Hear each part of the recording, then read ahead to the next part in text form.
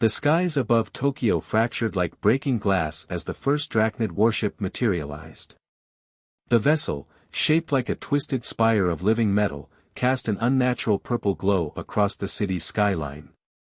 Within minutes, similar ships appeared over every major population center on Earth, their arrival heralding humanity's first contact with an advanced alien civilization. In a secret facility beneath the Ural Mountains, Commander Rashid Kumar watched the feeds with calculated calm. His weathered face, marked by 30 years of military service, betrayed no emotion as holographic displays showed the alien vessels taking position around the globe. The underground chamber, known only to a select few as Deep Haven, had been preparing for this moment for decades. "They're exactly where the simulations predicted," Lieutenant Yuki Tanaka reported, her fingers dancing across quantum interfaces. The theoretical physicist had dedicated her life to studying the fragments of alien technology recovered from a crashed scout ship in 1989. "Their energy signatures match our projections perfectly." The first transmission from the Drachnid ships broadcast simultaneously across all frequencies, in every language. The alien voice resonated with artificial perfection: "People of Earth, we are the Drachnid Empire. Your world has been selected for integration into our collective. Resistance is futile. Submit, and you shall be elevated. Resist, and you shall be erased." In public, world leaders scrambled to convene emergency sessions. In secret bunkers across the globe, Operation Stormbreaker was already in motion. Humanity's greatest deception was about to be revealed. "Status report," Commander Kumar demanded, his voice carrying the weight of humanity's future. "Ghost Fleet is ready for deployment," his executive officer, Colonel Maria Rodriguez, responded. "All 500 ships are powered up and crews are at battle stations. Quantum shields are operational and the neural network is fully synchronized." The existence of humanity's advanced space fleet had been concealed not just from the public, but from the aliens who had been watching Earth for centuries. Every failed rocket launch, every satellite malfunction, every space program setback, all carefully orchestrated deception. Lieutenant Tanaka approached the Central Command console, bringing up detailed scans of the Drachnid vessels. "Their defensive systems are running on predictable algorithms. They haven't innovated in millennia, they've never needed to." She allowed herself a slight smile. "That's their weakness." Commander Kumar opened a secure channel to all Ghost Fleet commanders. "This is Kumar. Operation Stormbreaker is now active. Remember your training, remember what we fight for. Humanity doesn't submit, we evolve." Across the planet, hidden launch facilities activated. In the depths of the Pacific Ocean, massive hangar doors began to open. Beneath the Sahara Desert, thermal systems melted carefully prepared channels in the bedrock. From mountains, oceans, and deserts, Earth's true military might emerged. The ships that rose from their hidden berths combined reverse-engineered alien technology with human innovation. Vessels powered by quantum cores that the Drachnids had never imagined possible. Weapon systems guided by human AI neural links that could think in ways purely artificial or organic minds could not. The Ghost Fleet's flagship, the EDS Prometheus, emerged from its underwater base in the Mariana Trench. Nearly 2 kilometers long, its hull was covered in metamaterials that bent light and sensor signals around it. Commander Kumar stood on its bridge, watching as his fleet took position around the planet. "Send our response," he ordered. Across every frequency, humanity's answer rang out, "To the Drachnid Empire, we reject your offer of integration. We choose our own path. You have 1 hour to leave our solar system, or we will demonstrate exactly why humanity has survived every challenge our world has thrown at us. We don't submit. We adapt. We overcome. We win." The Drachnid ship's response was immediate and predictable, their weapon systems powering up, their formations shifting into standard attack patterns documented from their crashed scout ship decades ago. They had no way of knowing that humanity had spent years studying their tactics, developing counters, and preparing surprises. As the first shots of the battle were about to be fired, Commander Kumar broadcast one final message to his fleet: all ships, execute Battle Plan Omega. Show them what humanity can do when we stand together. Show them why we don't surrender. The greatest space battle in human history was about to begin, and humanity was ready to prove that sometimes the most dangerous species are the ones you underestimate. The Drachnid fleet's first volley lit up Earth's atmosphere with streams of violet energy. From their perspective, the human vessels appeared primitive and vulnerable, exactly as planned. Commander Kumar watched from the Prometheus's bridge as the alien energy beams passed harmlessly through holographic projections of Earth's ships. Phantom Protocol active, Lieutenant Tanaka announced, her hands moving across the quantum interface. All ships executing ghost deployment patterns.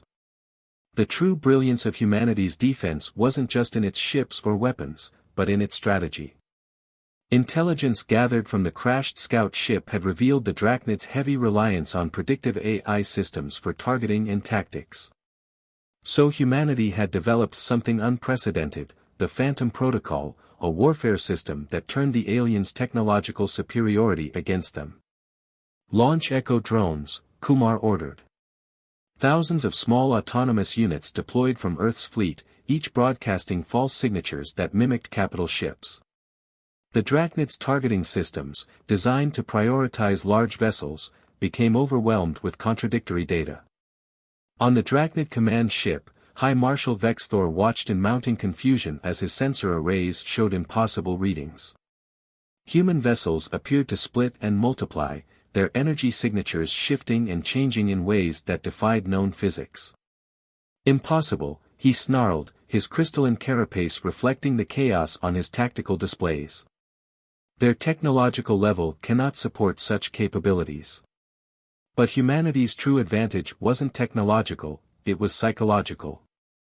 While the Drachnids had spent millennia relying on their superior technology, humans had spent their entire history learning to overcome superior forces through cunning and adaptation. The first real strike came from an unexpected direction. Hidden platforms in the asteroid belt, disguised as mining operations, suddenly activated. Quantum-tipped missiles launched in carefully planned sequences, their trajectories calculated to exploit gaps in Drachnid shield harmonics. Multiple impacts confirmed, Colonel Rodriguez reported from her tactical station. Their outer defensive line is destabilizing. Kumar nodded, watching as the battle unfolded according to plans decades in the making. Execute Phase 2. Deploy the Nexus units. The Nexus units represented humanity's greatest technological achievement, neural networks merged with human consciousness, capable of processing combat decisions at speeds that made traditional AI look primitive. Unlike the rigid, predictable Drachnid systems, Nexus units could improvise, adapt, and even intuit. They're responding exactly as the simulations predicted, Tanaka noted, studying the Drachnid fleet's movements. Their formation is shifting to their standard defensive posture, Protocol 7 in their tactical database. And that's their second mistake, Kumar allowed himself a grim smile. Launch Void Arrows. The Void Arrow weapons were perhaps humanity's most closely guarded secret. They didn't target ships or shields, they targeted space itself. Based on principles of quantum entanglement, they created microscopic disruptions in local spacetime.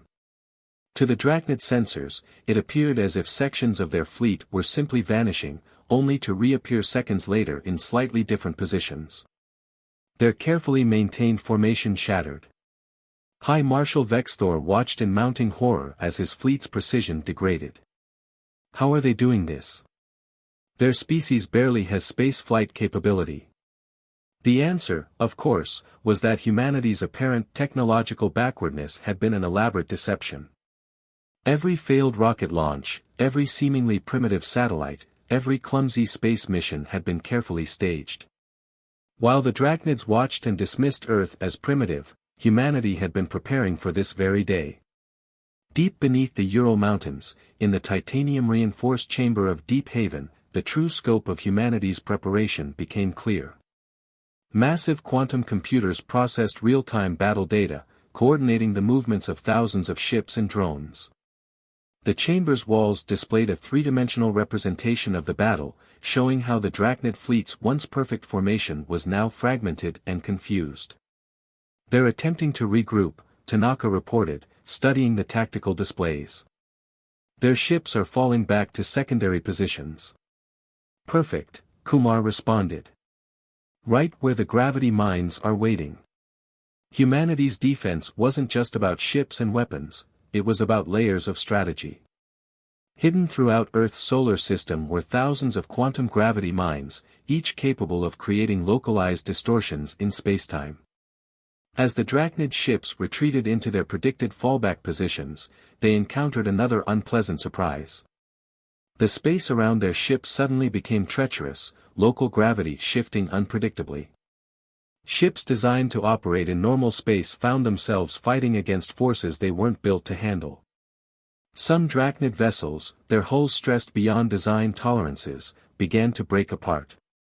"Your species is full of surprises," Vexthor transmitted, his message tinged with something humans had never heard in a Drachnid voice before: respect. "Perhaps we underestimated you." Commander Kumar's response was broadcast fleet-wide: "That was your first mistake. Don't make another. Leave our solar system while you still can." But Operation Shadowfall was far from over. Even with their formations broken and their tactical advantage neutralized, the Drachnid fleet was still tremendously powerful. As their ships regrouped, adapting to human tactics, it became clear that this was just the beginning of a much longer conflict. The quantum displays in Deep Haven flashed crimson as new Drachnid signatures appeared at the edge of the solar system.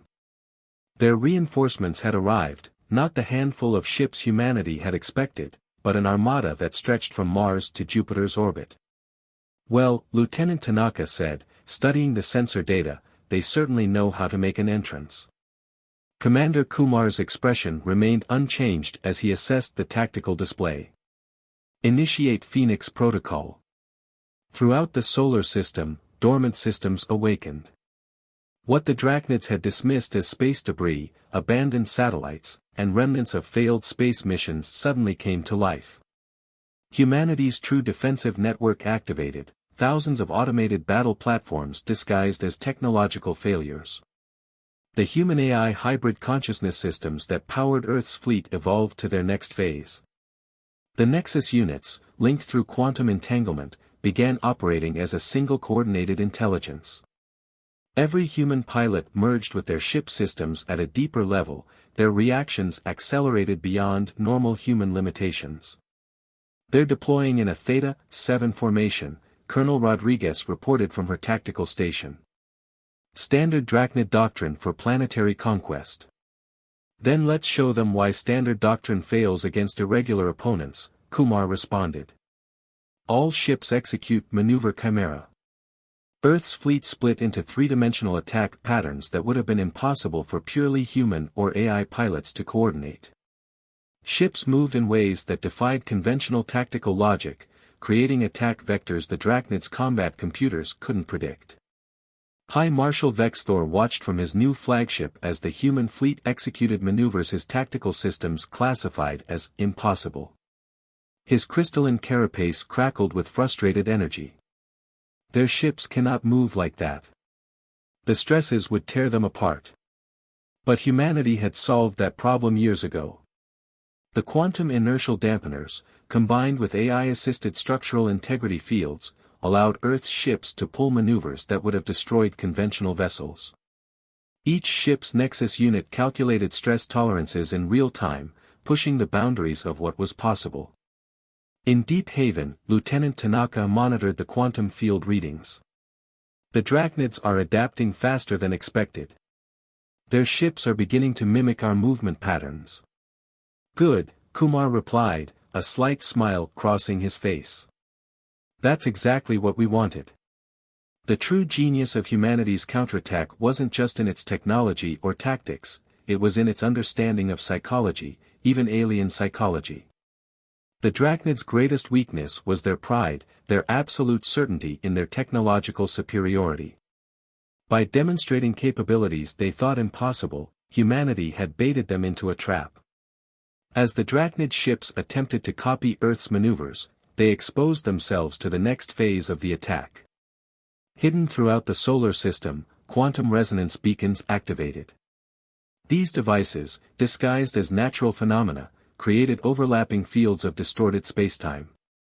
Quantum web is active, Tanaka announced. Field integrity at 100%. The space around the Drachnid fleet became a maze of invisible forces. Their ships, attempting to execute complex maneuvers they weren't designed for, found themselves caught in quantum eddies. Vessels that had ruled the galaxy for millennia were now trapped like flies in amber. But the Drachnids weren't finished. From their massive ships came swarms of smaller craft, attack drones operating on pure AI logic, unburdened by the need to protect organic crew. "That's new," Rodriguez transmitted. "Their combat drones are showing evolution in their attack patterns." The battle shifted to a new phase as Earth's fighters engaged the Drachnid drones. This was combat at its most pure, machine intelligence versus human AI hybrid consciousness.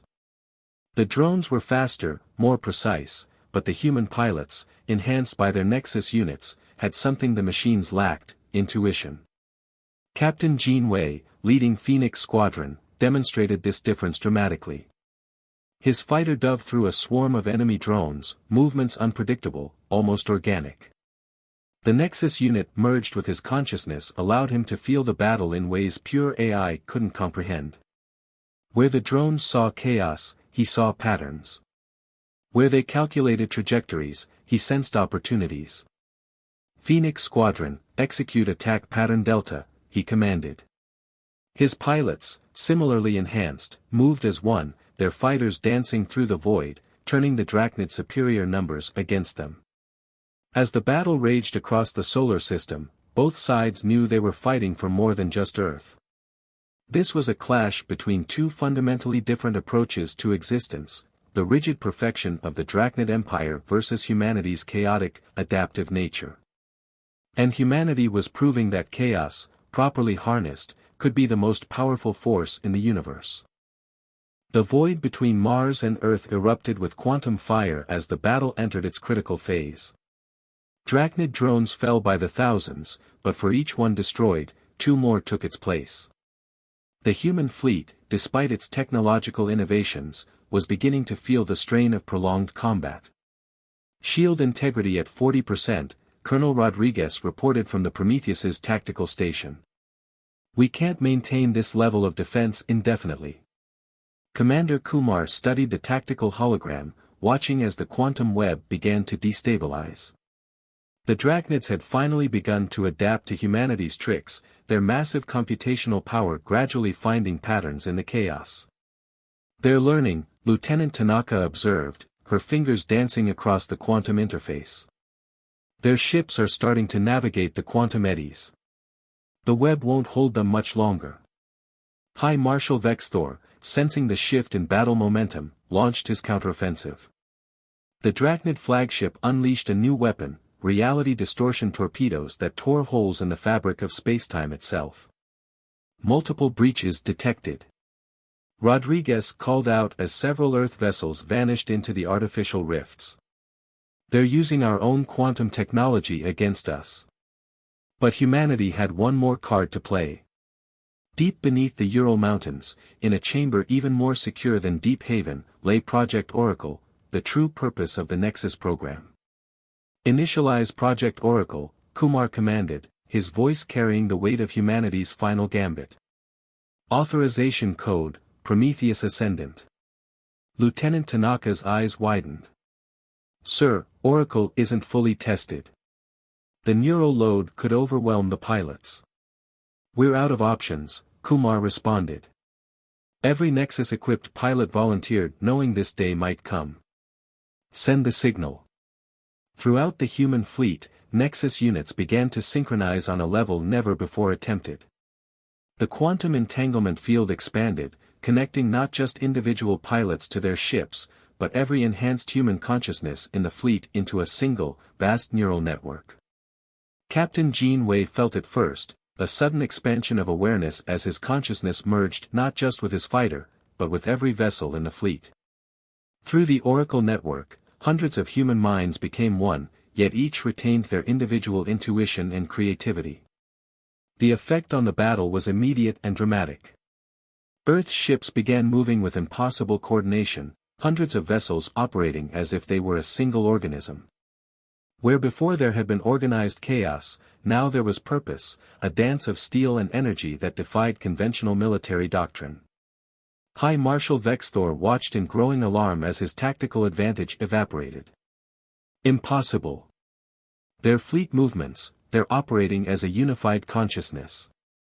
The Drachnid drones, for all their sophisticated AI, couldn't match the creative intuition of hundreds of linked human minds.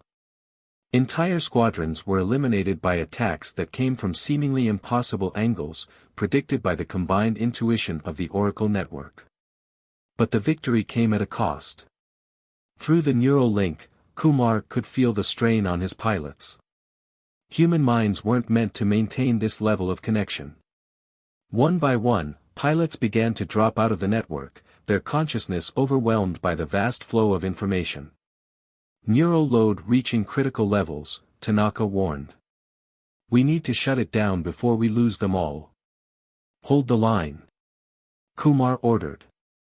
We just need a few more minutes.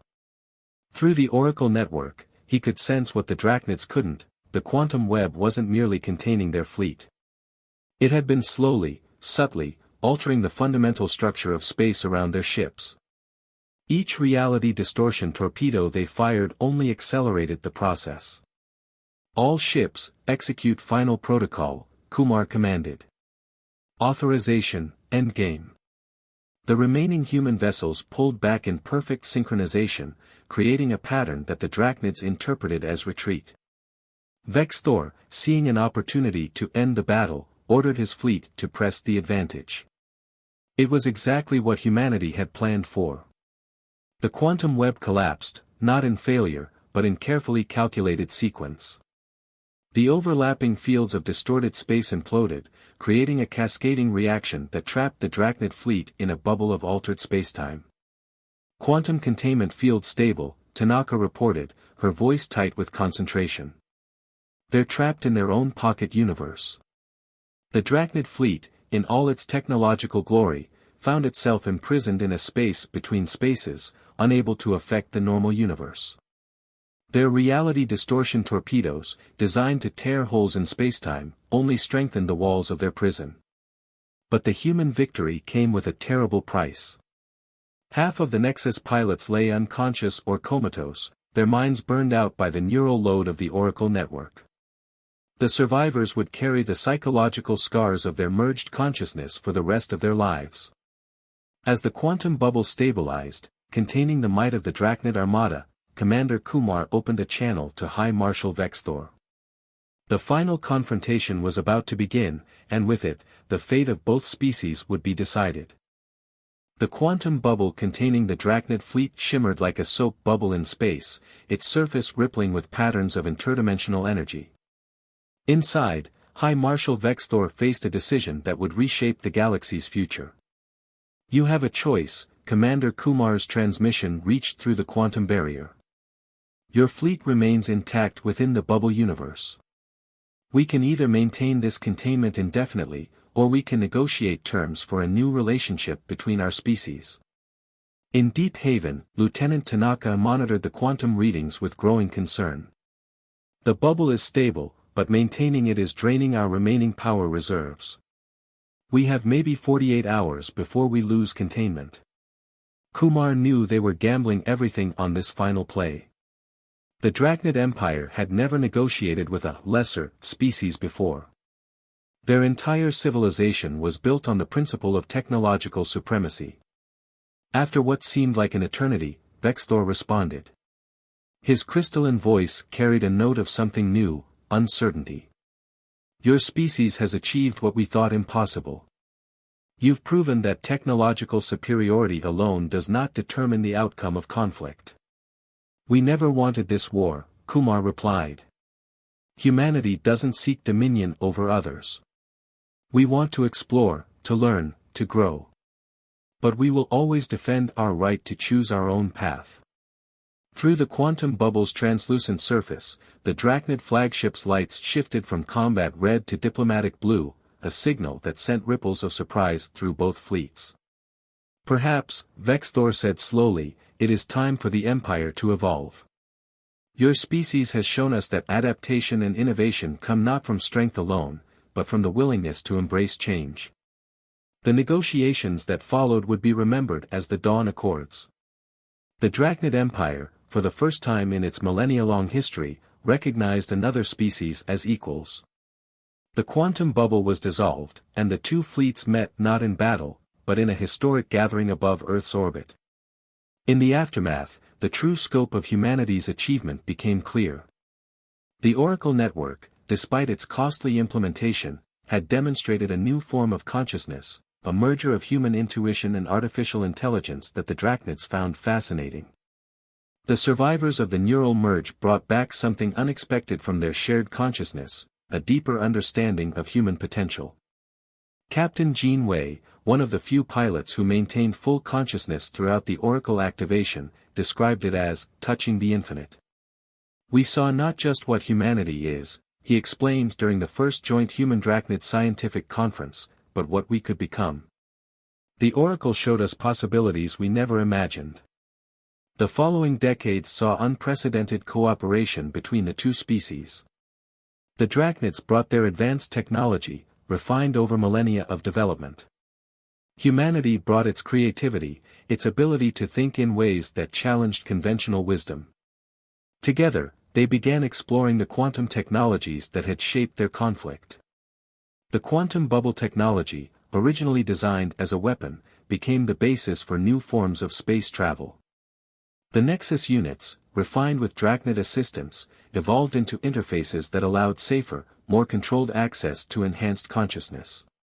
Commander Kumar, watching Earth's first joint Human-Drachnid space station take shape, reflected on how close they had come to mutual destruction.